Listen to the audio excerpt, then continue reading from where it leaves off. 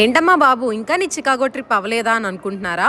అయితే మీరు పప్పులో కాలేసినట్లే. ఇది చికాగో ట్రిప్ కాదు. చికాగో నుంచి వచ్చేసిన 1 వీక్ కి మేము ఇంకో ట్రిప్ వెళ్తున్నాము. ఇది ఫ్రెండ్స్ తో వెళ్తున్న ట్రిప్. ఎక్కడికి వెళ్తున్నాం అనుకుంటున్నారా? అది నేను నెక్స్ట్ వీడియోలో చెప్తాలే గానీ మా ట్రిప్ కి అయితే జర్నీ వచ్చేసి 16 అవర్స్ పడుతుంది. యాజ్ యూజువల్ ముందు రోజు సాయంత్రం బయలుదేరితే నెక్స్ట్ డే మార్నింగ్ కల్లా వచ్చేసాము. ఇప్పుడు మీ అందరికీ నేను ఒక లైఫ్ లోనే ద బెస్ట్ సన్ రైజ్ చూపిస్తాను. లిటరల్లీ గాయ్స్ నాకైతే ఎంత బాగా నచ్చిందంటే నా లైఫ్ లోనే ఫస్ట్ టైం చూసాను ఇంత మంచి సన్ రైజ్ ని. మార్నింగ్ టైంలో సన్ ఇంత బాగుంటాడా అనిపించింది చూడగానే. మేము వెళ్ళినప్పుడు టైం వచ్చేసి అరౌండ్ 6 అవుతుంది. ఆ టైంలో బీచ్ లో చాలా అంటే చాలా తక్కువ మంది ఉన్నారు.